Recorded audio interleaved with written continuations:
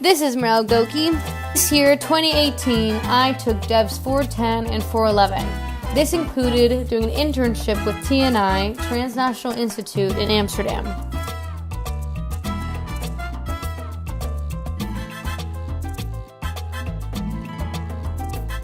TNI is an international research and advocacy institute committed to building a just, democratic, and sustainable planet. For more than 40 years, TNI has served as a unique nexus between social movements, engaged scholars, and policymakers. Let's look at the specifics of Transnational Institute. So, there are several different groups or divisions within the think tank itself.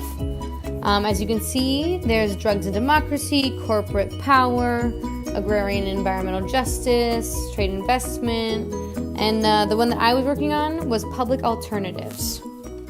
Within public alternatives, there's a research project called Reclaiming Public Services, RPS for short.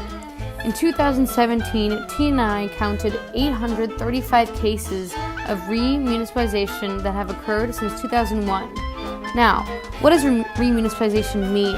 One has to ask, why are people around the world reclaiming essential services from private operators and bringing their delivery back into the public sphere? There are many motivations behind remunicipalization. 1. A goal to end private sector abuse or labor violations. 2. A desire to regain control over local economy and resources. 3. A wish to provide people with affordable services. And 4. An intention to implement ambitious climate strategies.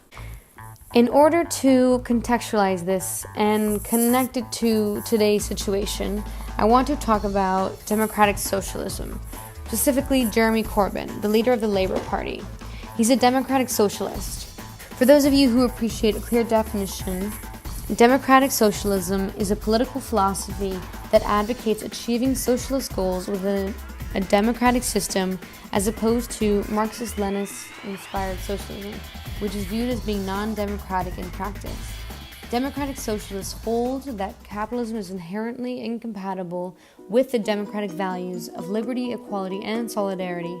The bigger idea to remunicipalization and public alternatives is that we're fighting for democratic values of liberty, equality, and solidarity. Prioritizes its people and the public. Devs 410 and 411 created a great opportunity for me to do an internship abroad and then discuss and debrief with Professor Paratosh and my peers on the experience. I also got to hear about other people's experiences abroad and within Canada. In terms of reflection on TNI, I believe it's a good institution, a good think tank. TNI gathers information from around the world, whether it be researchers in Chile and Mexico to academics in their backyard of Groningen, which is northern Holland. With this, they create connections to bigger picture issues and then publish to spread the wealth of such knowledge. This is a great way to create records of social injustice around the world. On a personal note, I loved living in Amsterdam. I was truly on my own. I loved how diverse the city was, and there was such a chill vibe. My time in Amsterdam gave me insight into what the devs' work life can look like, how I function in it, and how I adapt to a foreign city.